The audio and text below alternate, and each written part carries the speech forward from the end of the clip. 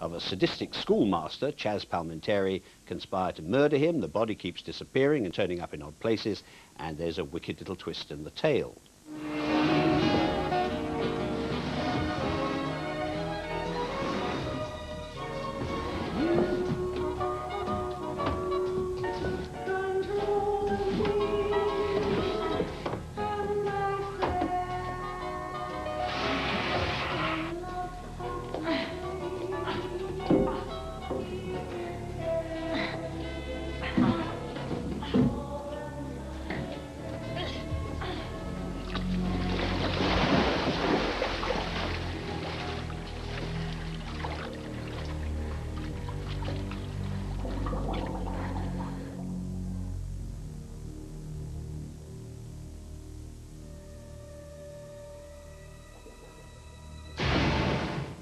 Where the original film with the likes of Simone Signoret, Vera Clouzot and Paul Maurice was edge-of-the-seat stuff, this version is merely tedious and unpleasant. It's bad enough to remake a minor classic that doesn't need remaking, but it's unforgivable to do it as badly as this.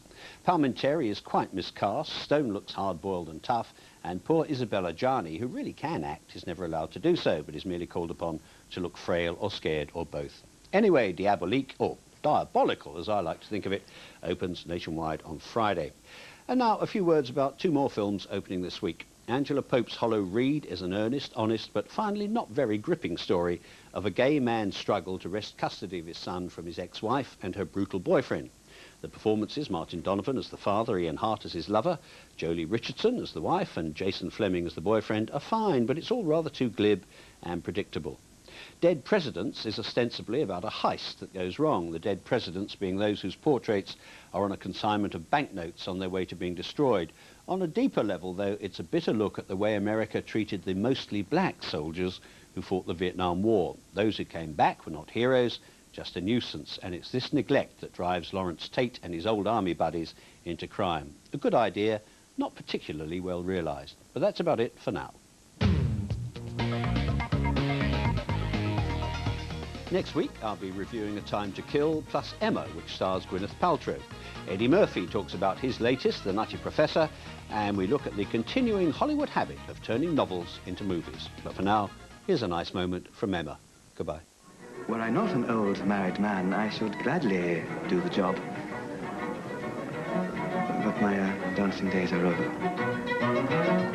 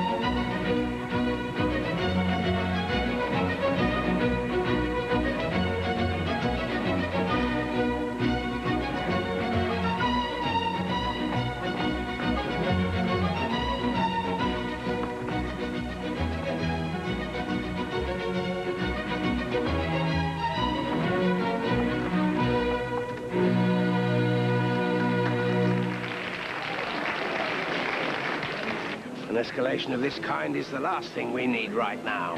When old scores need to be settled, What do you want us to do? a war of the underworld breaks out.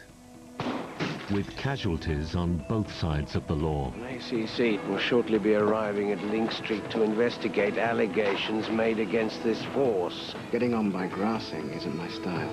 Howell Bennett, Aniron Hughes and Patrick Robinson star in a two-part thriller, Harpur and Iles, beginning Saturday at 9:05 and concluding Sunday on BBC1. We're back with a new series, 999 Lifesavers. Dramatic stories of real-life rescues. Michael, get me out! Go and phone 999 and get some help. Stories of incredible courage and acts of bravery. My mum's lying on the floor and she won't wake up. Please hurry up.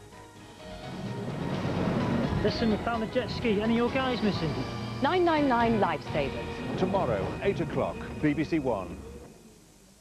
This is BBC1. James Cagney stars now as American hero Admiral William F. Halsey, looking back on the gallant hours. I knew a lad who went to sea and left the shore behind him. I knew him well, the lad was me, and now I cannot find him. Away, away, away he went, to deep and salty waters. His girl, she waited years for him, she was his neighbor's daughter. Away, away, away he went, and left the shore behind him. I knew him well, the lad was me, and now I cannot find him. Away, away, away he went, and now I cannot find him. The rolling sea he would embrace, the rolling sea had took him, and cast him on a lonely beach, the rolling sea forsook him. Away, away, away he went, and now I cannot find him. Away, away, away he went, and now I cannot find him.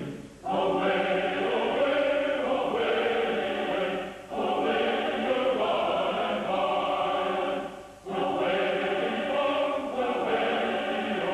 Away From the Secretary of the Navy to Fleet Admiral William F. Halsey, Jr., U.S. Navy. Subject, retirement. 22 November, 1945. He was born in Elizabeth, New Jersey, 62 years ago this date. Graduated from the United States Naval Academy at Annapolis in 1904. There were 62 men in his class. Scholastically, he stood 43rd. His speech is salty. On his right shoulder, there is a tattooed anchor. He once owned a parrot. He wears the wings of a pilot, earned at the age of 52. He is a sailor who has always been welcome on any ship, at any time, in any ocean. He now goes to his cabin, where tradition dictates he will change to civilian clothes before he can take leave of his ship. Everything's ready, sir. Thank you.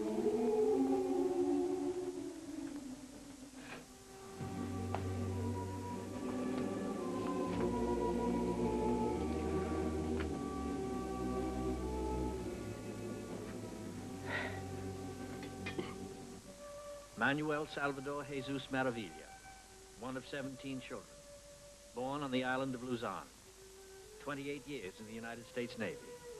Cheerfully and reverently, he has served his God, his country, and his admiral. He, too, is retiring today. Manuel? Yes, sir? What are your plans? I'll go back to Luzon, sir. My brother has a farm. I'm invited to live there.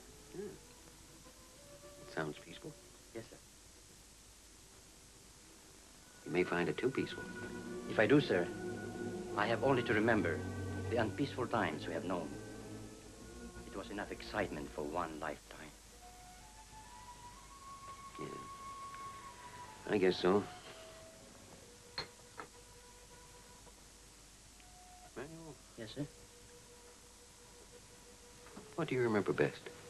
Sir, I can